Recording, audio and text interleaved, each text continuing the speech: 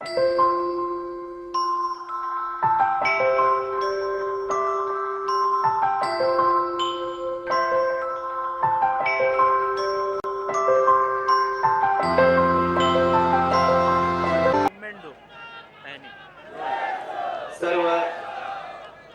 महापुरुषांना अभिवादन करतो।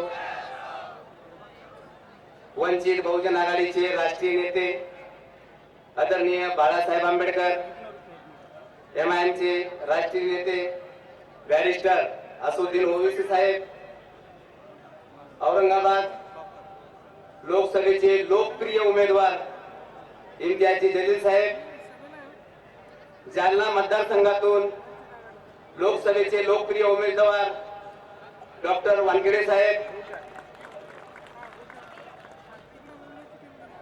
वंचित बहुजन आघाडीचे ज्येष्ठ नेते मुकुंददादा सोनवणे, एमआयएमचे नेते अरुणभाऊ बोर्डे, एमआयएमचे स्टार प्रचारक प्रभाकरजी पारदे साहेब, आदरणीय मंच मित्रांनो, येथे इतक्या मोठ्या प्रमाणात हा जनसागर जमलेला आहे। तर मला असं आठवलं, ज्यावेळेस बाबासाहेबांनी या देशाला राज्यघटना दिली आणि राज्यघटना दिल्याच्या नंतर ज्यावेळेस बाबासाहेब बाहेर आले तर त्यांनी बघितलं पुऱ्या चॅनल्सवर, पुऱ्या पेपर्सला बाबासाहेबांचे फोटो होते। जसे बाबासाहेब बाहेर आले तर तिथेच बाजूला एक काँग्रेसी नेता गुरलाल सिंग तिथे उभे होता आणि ते बाबासाहेबांना म्हणाले, बाबा साहब आज आप बहुत खुश नजर आ रहे हैं, क्या बात है, बड़े बड़े चैनल्स पे आपकी न्यूज चल रही है, बड़े बड़े वर्तमान पत्र में आपकी फोटो आई है, आप इसलिए खुश है? तो बाबा साहब ने कहा, नहीं गुरलानी जी, मैं उससे खुश नहीं हूं। आज मैंने मेरे समाज को ऐसा शस्त्र दिया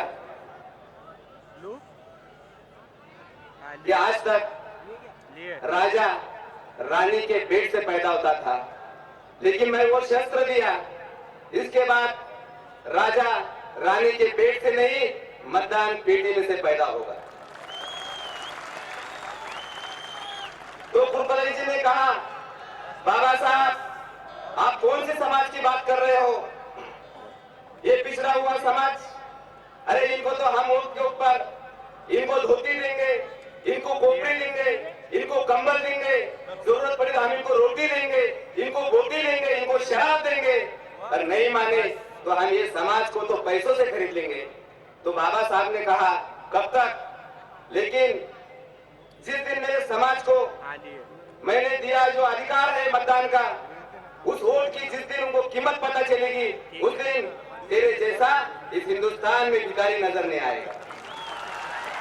तर मित्रांनो, मला सांगण्याचा असा आनंद वाटतोय की खरंच बाबासाहेबांनी त्यावेळेस जो मताचा अधिकार दिला होता आपल्या सर्वांना 2019 मध्ये त्या मताचा अधिकार समजलेला आहे।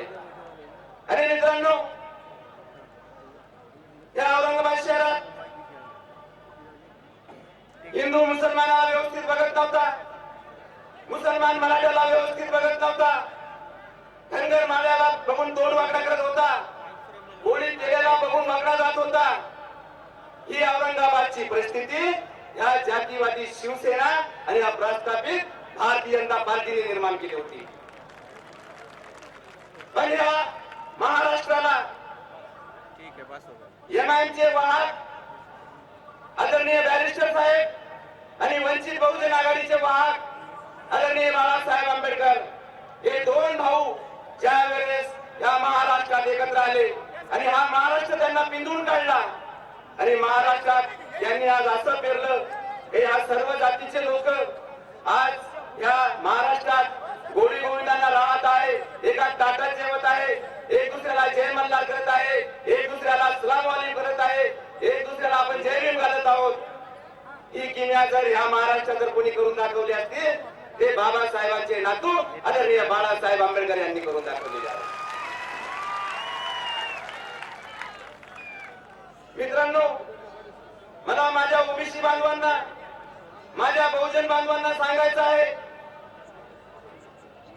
मित्रांनो, त्या काळात रिझर्वेशनच्या वेळेस सुद्धा आपल्यासाठी जे धावून आले ते आंबेडकर होते आणि आजही या बहुजनाला सत्तेचे वाटेकरी करण्यासाठी आजही आपल्यासाठी जर कोणी धावून आले असेल ते आदरणीय बाळासाहेब आंबेडकर आलेले आहे.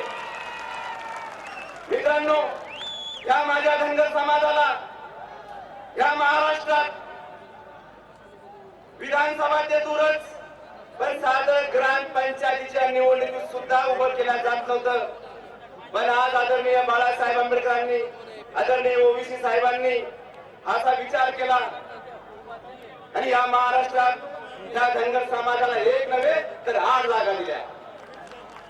आणि मित्रांनो, मला तुम्हाला एक खास करून सांगायचं आहे, या महाराष्ट्रात हा धनगर समाज 2 कोटीच्या प्रमाणात आहे.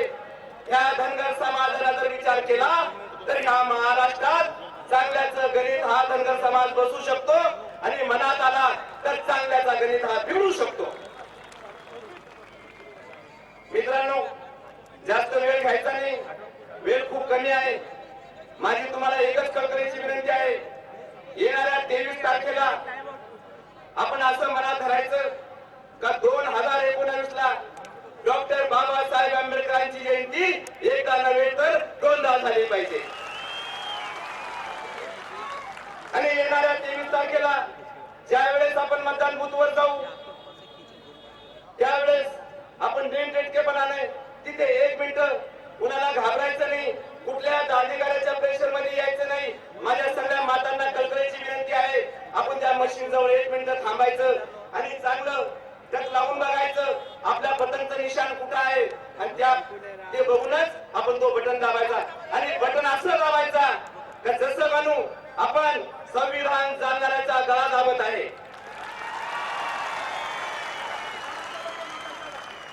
आणि ही पतंग अशी उडवायची, या रिंगणात जे रस्ते पे जातीवादी जे आपल्या विरोधात उभे आहेत, माननीय खैरे साहेब हे म्हणाले पाहिजे पतंग उडू लागली, हर्षवर्धनला विचारलं पाहिजे कुठे, तर खैरेनं म्हणलं पाहिजे ती चालली, ती चालली.